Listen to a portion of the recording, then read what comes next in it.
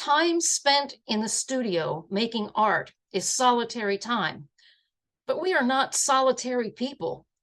As we focus on our art, a world of events is happening every day. We each wanted a way to connect our art making to the national and world events that are important to us. We found a way when my MFA program required me to participate in internship situations. I wanted to collaborate with a practicing artist. So I contacted Bobbi Baugh, and we agreed to make a unified body of work together. We wrote a proposal, SCAD approved it, and we were on our way. We had 10 weeks to create 6 large pieces. Early in the project, I visited Bobbi so we could brainstorm together and create fabrics to share. We also were able to critique art that we had done independently so far. We worked in her studio and at a retreat center near Bobbi's home. The rest of the work occurred independently at our home studios, although we communicated often by text, email, and Zoom. I started by taking photos of objects around my home that could represent death and destruction, control and oppression. I collaged those images into portraits and had them printed onto large fabric panels. The work continued with addition of more stamped, stenciled, and painted fabrics, as well as photo transfers. I dissected and rebuilt the panels to include our common fabrics. And as always, I critically made design and color choices. For me, this project began with questions.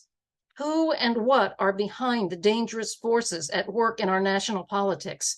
And how could I create specific illustrations to depict those things? It was hard to distill big ideas into concrete images.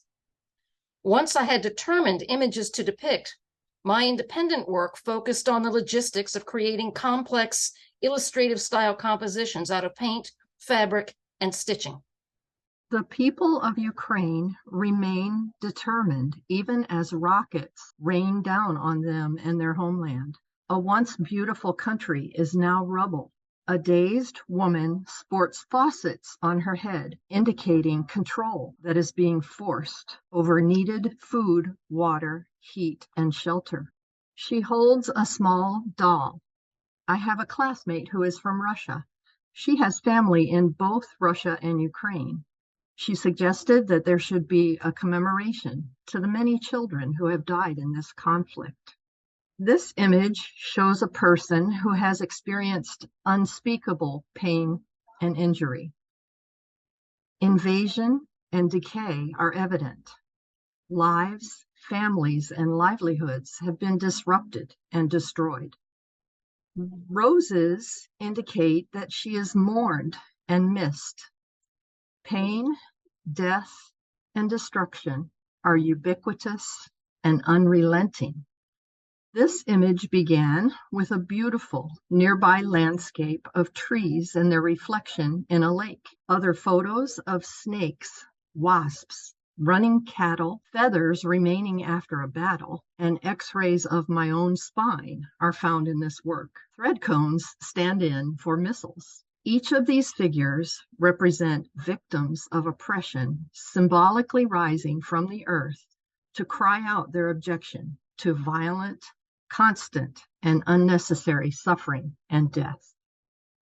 When I first conceived of depicting a prominent politician as being interchangeable with Godzilla and Tweedledum, it made me laugh. Then I thought about the importance of what this says about those who are supposed to lead and make difficult decisions for our country.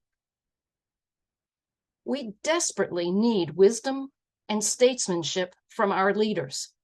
What we frequently get is a blend of angry rants and plain stupidity. The result is that we have a segment of our citizenry that's just plain angry, like a roaring prehistoric monster, out of control. A steady diet of bigotry and ignorance is being fed to the angry beast. Who is behind this? I am especially concerned about those with power using it to take away power and autonomy from others. I believe this is the heart of our current battle over reproductive rights. Limited access to needed health care causes real pain to real women. Yet some politicians seem awfully proud of this accomplishment. What did we learn? Each of us learned from the other's working methods. We deepened our friendship and trust. Collaboration pulled us out of our comfort zones. And we continue to learn about preparing proposals and seeking venues.